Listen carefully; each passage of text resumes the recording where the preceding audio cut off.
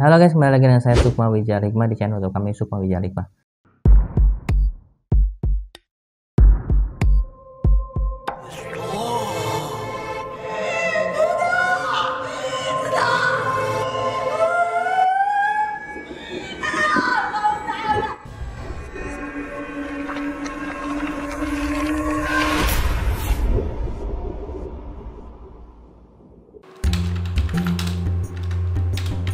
Ki, jadi Jumatan gak Ki? Ya, jadilah, ayolah. Ayo Ki. Ayo Ki. Ntar ya. Itu apaan Ki? Kok wanginya enak banget sih? Ini minyak kasturi. Oh. Ini minyak Arab ibadah. Nah, minyak kasturi ini minyak yang paling disukai Rasulullah dari hadis riwayat Muslim. Nah, ini minyak ini juga non alkohol dan insya Allah halal dan juga kualitasnya bagus nih. Nah, Saya minta dong Ki. beli dong nih, belinya di sini nih. Mana tuh, Ki? Nih ya. Nih ada di Bukalapak, di Shopee ya, di Tokopedia nih. Ketik aja minyak Arab ibadah nih tuh, banyak tuh Banyak pilihannya. juga ya Ki ya. Iya. Pada video kali ini saya kedatangan seorang narasumber. Beliau ini hobi explore, nyari hantu kalau kita ngomong gitu ya. Kali ini kita kembali lagi ke cerita-cerita horor, cerita-cerita misteri. Kembali lagi kita langsung undang aja ghost explorer kita, namanya Kang Irfan. Ya. Mas Irfan, alhamdulillah. Alhamdulillah. Nyampe juga ya. Nyampe juga. Tadi dari mana sih? Aku tadi dari Tangerang sih. Jauh. Cuman transit di Jatiwarna. Di Kesini rumah naik temen. naik motor. Naik motor. Nginep sehari dulu biar nggak terlalu jauh kan. Wih. Dari Tangerang lumayan. Iya. Niat banget sini ya buat podcast ya. Sekalian soalnya semalam habis konten juga. Oh, konten juga. Di daerah mana Di semalam? daerah Jakarta Selatan juga. Kemang. Selatan, Kemang. Jadi emang hobinya dari banyak Jakarta Selatan ya? Biar ke anak kekinian Jaksel. Oh iya. Enggak sih emang kebetulan dapat lokasinya di daerah Jaksel gitu. Oh, jadi daerah Kemang. location di Jaksel gitu ya. Iya di Jaksel. You pergi Jaksel, eat something Iya. di sana. Ya literally yang penting dapat konten. Oh iya. Iya gitu. Gua nggak bisa lah kayak Jaksel ya.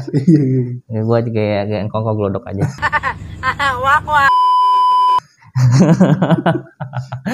Oke, langsung Kang Irfan.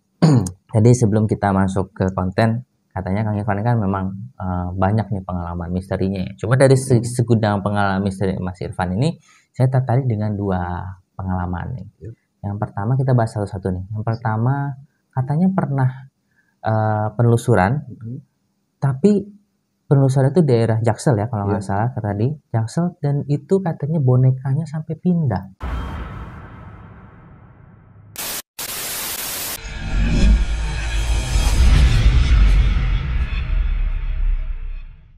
Iya, jadi pernah explore di salah satu lokasi di daerah Jakarta Selatan.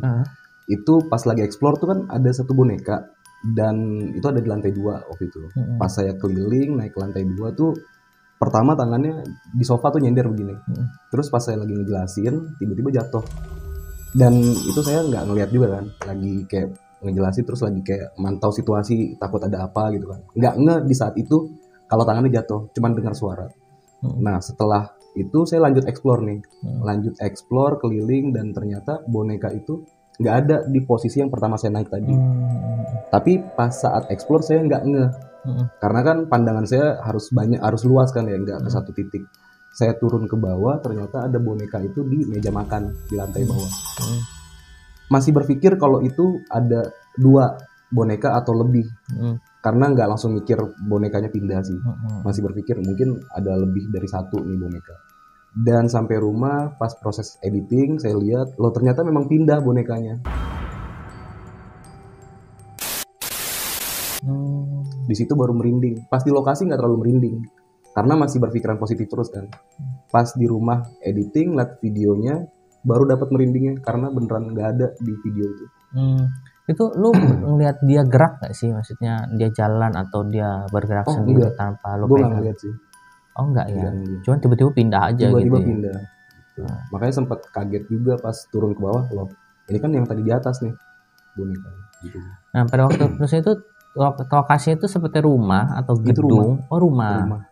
rumah tinggal. Dan memang rumah itu masih banyak banget properti sih, lengkap banget, termasuk ada 2 mobil BMW. Tapi mobilnya udah terbengkalai gitu Masih ya? bagus Masih mobilnya. bagus ya? Masih mungkin kalau diperbaiki masih bisa nyala kali.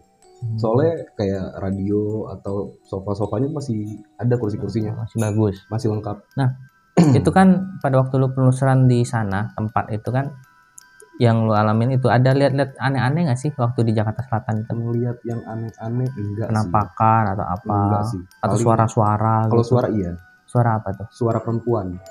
Suara Iya gimana? silakan. Itu saya dengar jelas banget. Ada suara ya Ada. silakan gitu? Iya silakan. Itu saya dengar jelas banget. Itu sebelumnya bagian lu ngomong kamar. apa sebelumnya? Kalau kok dia ngomong Saya ya masuk silakan. kamar. Saya masuk kamar. Assalamualaikum. Kan memang biasanya seperti itu kan ketika konten. Assalamualaikum, terus saya masuk, saya review buku demi buku, terus alat-alat. Nggak lama pas saya mau keluar ada kalimat itu. Iya silakan. Dan itu jelas banget. Di telinga dengarnya? Dengar banget di telinga. Suaranya gimana tuh? Ngedengung kah apa gimana? Kayak orang biasa ngobrol. Iya silakan. Kayak gitu. Gitu aja. Jelas banget itu. Tapi dekat, jauh, seperti jauh apa dekat? Itu seperti jauh sih, tapi memang kedengaran banget jelasnya. Seperti orang berbisik ya? Enggak. Iya. Iya, silakan. Lu nggak takut kayak gitu? Saya masih berpikir itu orang yang di luar sih. Emang rame di depan? Nggak ada orang sama sekali, rumah itu sendirian. Heeh. Saya masih berpikir positif aja. Kalau ada orang lewat mungkin. Padahal nggak mungkin ada orang lewat karena ini rumah paling pojok. Dan nggak akan ada orang yang datang ke sana untuk lewatin rumah itu sih. Oke. Gitu. Jadi pada waktu lu penelusuran itu kan tadi itu tuh lu sendiri, Sendiri? nggak pakai tim? Enggak, saya memang nggak punya tim. Berani ya? Eh, Nggak takut kerasukan atau nggak takut apa gitu? Nggak takut tercelaka gitu apa gimana? Sejauh ini sih belum pernah ngalamin sih. Dan mudah-mudahan jangan. Karena pada dasarnya kan saya bekerja. Jangan sampai pas lagi mencari nafkah ada gangguan-gangguan yang bikin pekerjaan saya nih terganggu gitu. Tapi mencari nafkahnya mencari hantu ya? Nggak nyari hantu sih. Masuk rumah terbengkalai yang kebetulan mungkin ada hantunya di dalam. Gitu. Itulah jadi konten. Jadi konten. AdSense. Jadi AdSense. Jadi AdSense. Gitu. Cuman salahnya konten-konten kreator kayak kita nih nggak ngebagi duitnya ke setan. Jual namanya doang. Iya.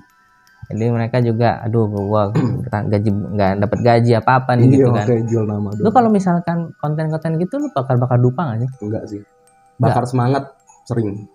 Apa yang bikin lu semangat? Duit.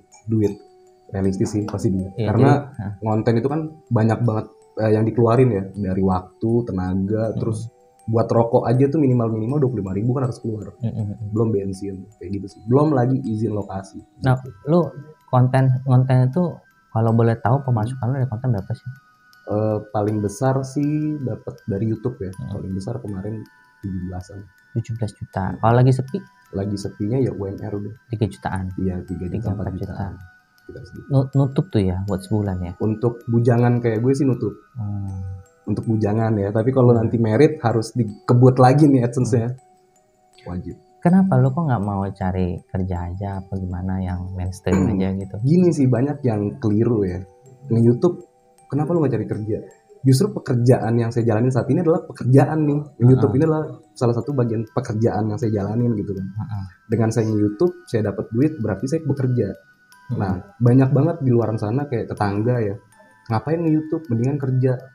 Itu yang harus dibalik tuh. Lah, ini saya nge-YouTube nih kerja. Justru pekerjaan saya adalah nge-YouTube. Gitu.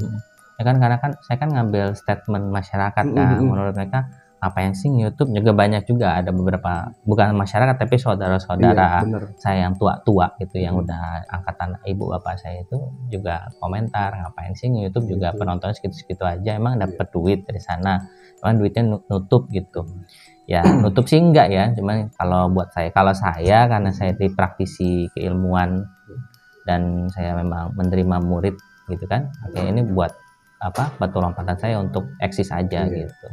Nah terus lanjut lagi balik ke masnya. Pada waktu penelusuran itu pernah nggak ketemu kayak mayat atau apa gitu? Kalau mayat di lokasi terbengkalai belum. Tapi kalau explore bener-bener ketemu mayat pernah. Di mana itu? Di Bali. Di Bali. Iya di Bali. Itu memang ada adat di sana. Namanya Desa Trunyan. ada adat di sana tuh kalau meninggal yang sudah menikah dan tidak cacat itu tidak dikubur, dia digeletak di atas tanah gitu. Iya, dan itu memang banyak banget mayatnya, bahkan ada ratusan mungkin. Kalau dia belum menikah dan dia mohon maaf misalkan kayak cacat, itu nggak ditaruh di situ, dia dipindahin ke tempat lain. Kenapa? Jadi ada 3 pemakaman.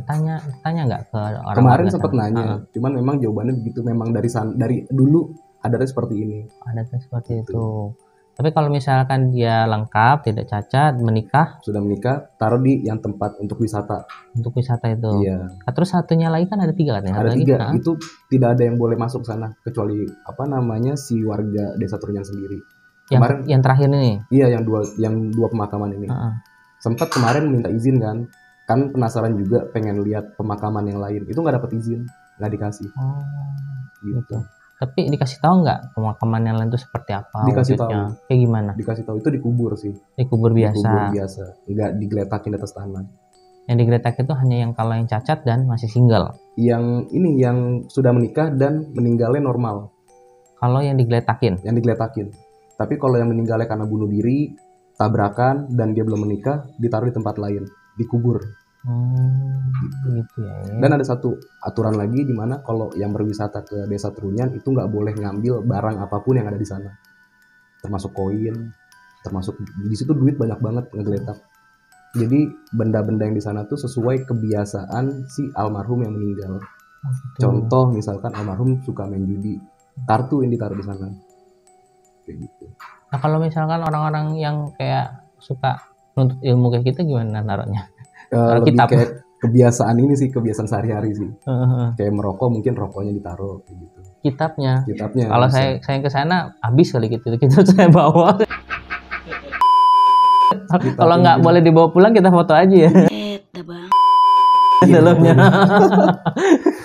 Dan memang ada. Iya. Tengkoraknya juga banyak banget. Banyak tengkorak. Diangker dong ya di Bali itu ya. Angker nggak tahu juga sih, karena saya waktu itu datangnya siang. Dan yang bikin aneh itu nggak bau sama sekali di sana. Itu. Padahal di depan saya tuh jarak sejengkal gini udah mayat, tapi nggak bau sama sekali. Apakah di situ ada bau khusus kah dari bau wangi? Oh, bau menyan. Karena di situ ada pohon tarum menyan namanya. Dan cuma satu-satunya di dunia pohon itu ada di Bali. Oh gitu. Di desa Trunyan itu. Jadi setiap hari ada aja yang bakar menyan mungkin ya. Enggak, di situ ya? Pohonnya. Ada pohonnya di situ. Jadi pohonnya itu bau menyan maksudnya? Iya, mirip-mirip seperti itu. Tapi bukan pohon menyan sih, namanya aja pohon tarum menyan. Jadi bukannya orang yang bono-bono setiap hari taruh menyan itu bukan, tapi memang ada pohon itu baunya seperti menyan. Iya, gitu. Memang ada pohon yang mengeluarkan bau itu. Sehingga mungkin ya menutupi baunya para mayat-mayat itu kali kita logikanya kan. Dan nggak ada lalat juga di mayatnya. Oh ya? Iya. Dan dia bukan proses membusuk justru. Dia cuma mengering mayatnya. Mengering. Berarti seperti jenglot-jenglot itu jadinya nanti ya? Iya, mungkin kayak gitu. Jadi ya, soalnya dia tulangnya masih ada, cuma ada selaput gitu ya? Iya, jadi kayak ini tulang, terus dia ngering aja, kulitnya masih nempel. Dia nggak busuk. Ya unik itu. Kok lu bisa pertanyaan gini, kan segitu banyak tempat horor gitu ya, tempat-tempat mistis.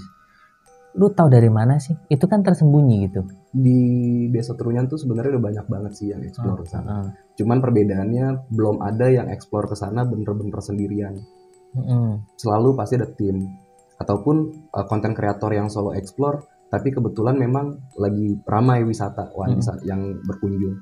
Nah, kebetulan pas gua datang ke sana itu tidak ada orang sama sekali yang berwisata. Dan ditambah lokasinya bekas hujan. Jadi menjelang maghrib juga sih. Jadi hoki banget pas kesana nggak ada orang sama sekali selain gue. Emang ya sekalian inget dah suatu saat bakal kayak begini. Walaupun nggak kayak gitu ya. Iya, kira dikubur nih sebagai kepercayaan Muslim. Tetap kembali ingat pada intinya adalah kita mengingat mati, kembali ke Allah gitu ya.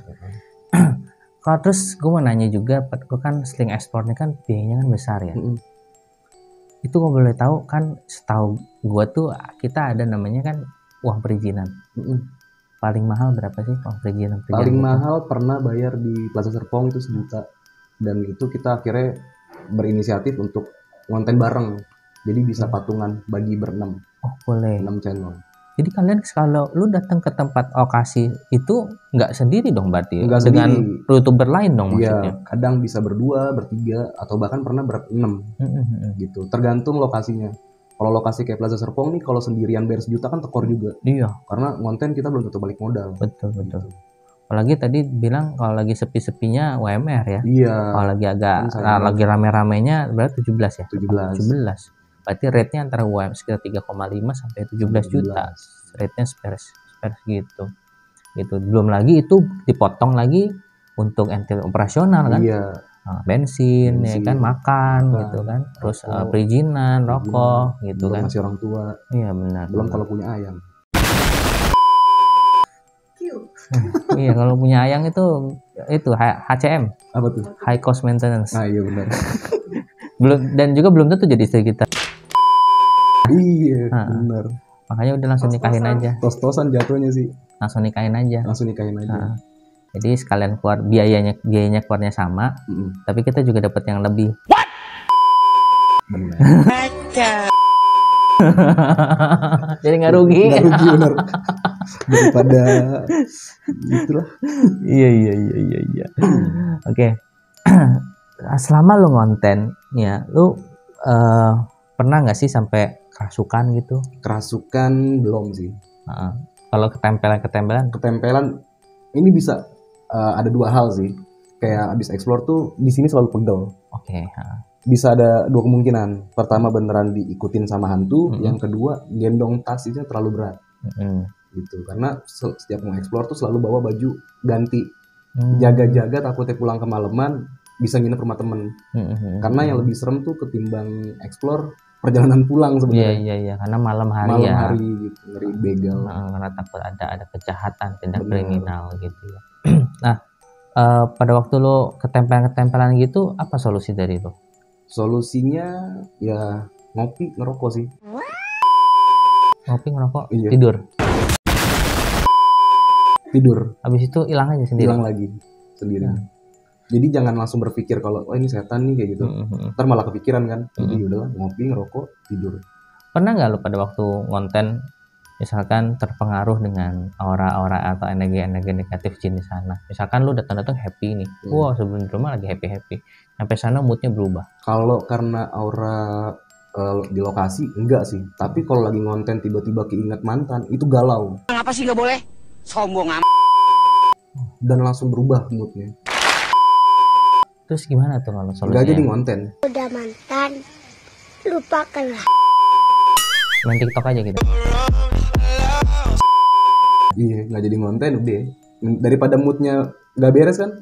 Karena explore kayak saya ini penting banget di narasi kan. Iya benar. Ketimbang nanti narasinya berantakan, mendingan nanti aja udah.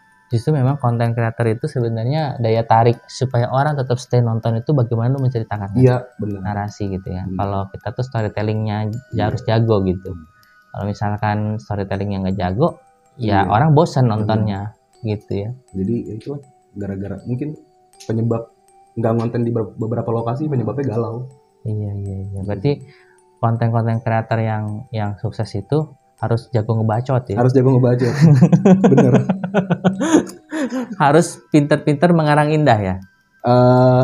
Nggak juga. Karena sebelum kita ngonten biasanya nanya sama penjaga. Gitu. Cuman ngumpulin data. Cuman kan kalau kita nggak fokus tuh kadang lupa apa yang diceritakan oleh penjaga ke kita. Misalkan si penjaga cerita pada tahun 2000 terbengkalainya. Karena kita nggak fokus nyebutnya jadi tahun 1950 misalkan. Kan misalnya udah jauh banget gitu. Nah, kayak konten kreator kayak lo gini nih pernah settingan gak sih? Settingan ya? Gimana ya? Kalau misalkan di gue sendiri itu lebih kayak ke acting sih. Settingan lebih ke acting sih. Settingan acting itu gimana maksudnya? Justru yang tadinya kita nggak takut, bagaimana di video itu kita terlihat takut. Karena penonton Indonesia itu demen banget sama namanya hostnya ketakutan. Oh gitu. Kan kita menyajikan konten horor. Berarti si penonton ini harus dapat horornya. Harus dapat horornya. Kalau kitanya nggak ketakutan, gimana si penontonnya bisa ngerasain takut kan? Benar. Gitu sih. Oh, mungkin karena alasan itu konten penulisan saya nggak laku ya. Karena gini. Gue aja biasa aja. Bisa ada penampakan ada pocong Ki, oh ya udah gitu. Iya. Saya gitu, soalnya gimana ya kita udah biasa sih Benar. kayak gitu. Memang gini sih, yang namanya horor kan nggak selalu dengan tentang penampakan kuntilanak, Betul. tidak selalu tentang pocong. Horor itu kan banyak ya. Cuman bagaimana kita mengemasnya supaya si penonton tetap dapat ngerasain horor. Ada teman saya bikin settingan senternya mati. Padahal senternya full, baterainya lowbat. Enggak, baterainya full. Tapi dia bikin settingan terlihat seperti baterainya lowbat di tempat terbengkalai. Itu kan serem banget. Ketika senter mati, gelap gulita, yang ditakutin udah bukan cuma setan, jatuh, nabrak lah.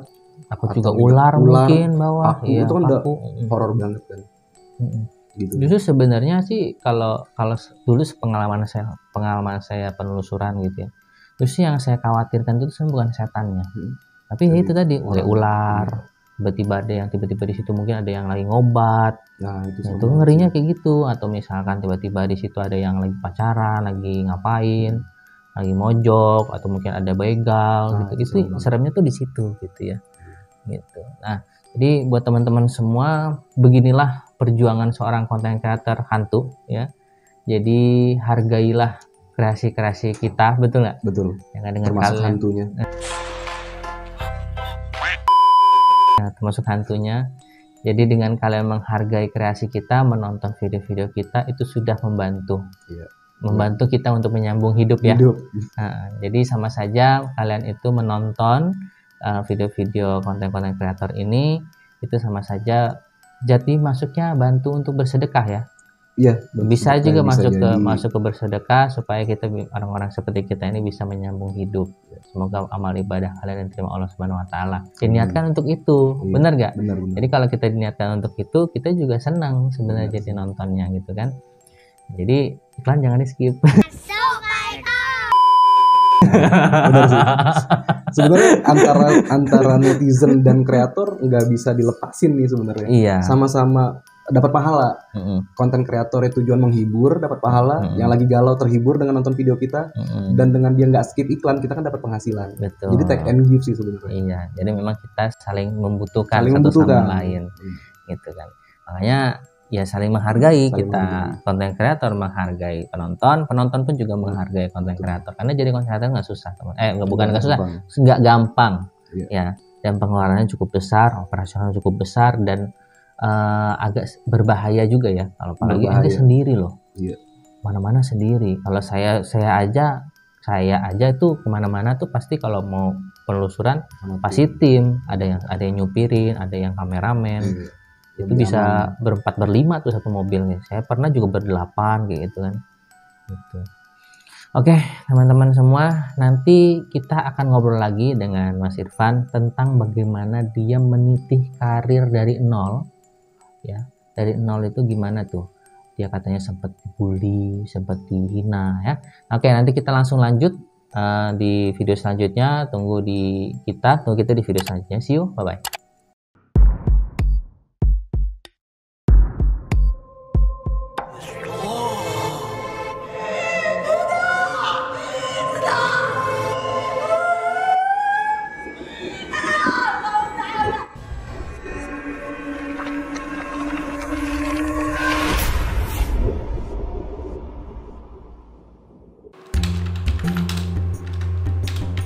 Ki, jadi Jumatan gak Ki? Ya, jadilah, ayolah. Ayo Ki. Ayo Ki. Ntar ya. Itu apaan Ki? Kok wanginya enak banget sih? Ini minyak kasturi. Ini minyak Arab ibadah. Nah, minyak kasturi ini minyak yang paling disukai Rasulullah dari hadis riwayat Muslim. Nah, ini minyak ini juga non alkohol dan insya Allah halal dan juga kualitasnya bagus nih. Nah, Saya minta dong Ki. beli dong nih, belinya di sini nih. Nih ya. Nih ada di Bukalapak, di Shopee ya, di Tokopedia nih. Ketik aja minyak Arab ibadah nih tuh, banyak tuh pilihannya. Banyak juga ya. Iya.